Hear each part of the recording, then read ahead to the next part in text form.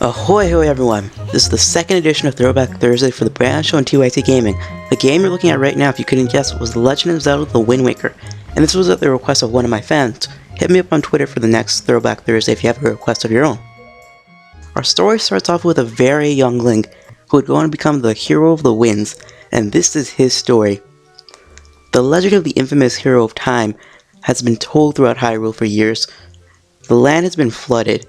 Nintendo faced a ridiculous onslaught of criticism because of their stylistic choice. Now, as you can see, this is a cel-shaded game. It's a rapid departure from the gritty graphics provided by Ocarina of Time, which many people claim was the greatest game ever. Now, the game came out in 2002-2003 depending on the territory you lived in. As you can see right now, and you can probably judge, the cel-shaded look was a pretty good gamble. The game looks fantastic, and compared to many games released in 2002-2003, it simply outdoes them all. To me, the Zelda franchise has a long-running theme of courage and bravery. This is best shown through the multiple boss battles throughout the game. These are some of the best that Link has ever faced in my opinion.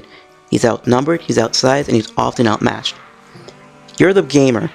It's your goal to overcome these odds and outsmart each and every one of the opponents. I think the best example of these boss battles and perfected was by Shadow of the Colossus. Having said that, Wind Waker also provides very interesting scenarios with all its bosses. One of the most memorable boss battles is one of the first, and it's a volcano boss battle. For anyone who wants to play this game, you're going to remember this because of the intensity of the cel-shaded graphics in the volcano. Having said that, Link is our silent protagonist, who amplifies courage at every turn. In my opinion, unlike the other Zelda games, this is the absolute most expressive Link has ever gone. Every facial expression tells the story. His comedy, his serious side, and his sad side. This is a story about him leaving his home, the little island, to save the world. And this is all done effectively throughout the art direction. To me, the mark of a good video game is, do I feel satisfied after beating that game? This game gives you that satisfaction as you control Link and learn about his progress. Early on, he's training in a dojo, how to use this fake sword if anything. And then he goes on to control the legendary Master Sword, and now he's fighting these mysterious enemies all the way up to Ganon. It's about becoming the hero of the winds.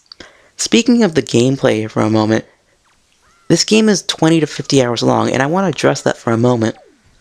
The pacing of this game is very off. The beginning is dull, it takes you a while to get to the Master Sword, and then the annoying fetch quest they send you on at the end, it just eats up too much time. And I'm not the only one who believes this. The Zelda creator, Shigeru Miyamoto, and the director of Wind Waker would later on apologize after the release date for the pacing issues that I addressed earlier. Now let's move on to controls. Because the bulk of this game you're traveling through Hyrule, which is not a gigantic ocean, the sailboat is in your control. It's frustrating when you're trying to make those accurate turns, and the game doesn't help you because it has the wind feature, which makes it even more difficult combined with the inaccurate controls. It's an unnecessary difficulty. Another aspect I want to address is platforming. A common issue that plagues platforming games is dying from jumps you feel like you made. It's very annoying to climb these very tall structures only to fall from a failure because you jumped at the wrong angle. An issue not just with Wind Waker, but with Zelda games in general, is their lack of voice acting and the lack of direction. I feel like voice acting could have really helped this game come alive, and every Zelda game for that matter. I know many Nintendo fans are against this idea, but I want the world around Link to be filled with lively characters that have a voice. I also get turned off by the text I see. Perhaps it's because of my limited attention span, but I want to hear Ganon's voice intimidate me with his music in the background. Not just the music in the background and a bunch of text. I mentioned a lack of direction earlier, and while I like figuring out where to go by myself, I wouldn't mind a nudge in the right direction. Getting lost or not knowing what to do next is frustrating as a gamer, and it takes away from the core experience in my opinion. Personally speaking, the palette of colors is wonderful, and I keep remembering this game when I think of summertime, and that's when I coincidentally played it. I wish gamers gave this game a chance when it was first unveiled. From the first onslaught of news, everyone got angry because it didn't look like the other Zeldas. This is a problem with not just gaming, but people in general. I feel like once you bring a change in any media, people will criticize it. I welcome the change, and to me, it was a great video game. It got immensely high scores from everyone. And just because it didn't get a 10 out of 10 doesn't mean it was a bad game. It means it was a great game. If I designed a game and it got 9 out of 10, I would feel proud. I feel like I accomplished my dream. And just because it's a Zelda game, it doesn't mean it needs to get a 10 out of 10 automatically. This game was great.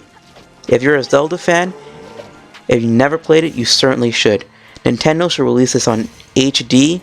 This game would be great for you. If this is your first entry into the series, a lot of the inside references will go over your head. Check out A Link to the Past if you need entry at all. But for any gamer, this has to be experienced once in your life. As always, I'm Brandon, Mr. TYT Gaming. Thumbs up the video, I worked really hard on it. Put in the comments, what do you think of the Wind Waker? Was this your favorite Zelda? What is your favorite Zelda? Do you even like Zelda? I'll read it all, and we're going to be played out by a comedic cutscene. I really enjoyed it, I laughed, and I keep laughing every time I see it. It's really funny. Watch the expressions on link. Hit me next week on Twitter for the next suggestion you have for a Throwback Thursday. As always, guys, TYT Nation, too strong.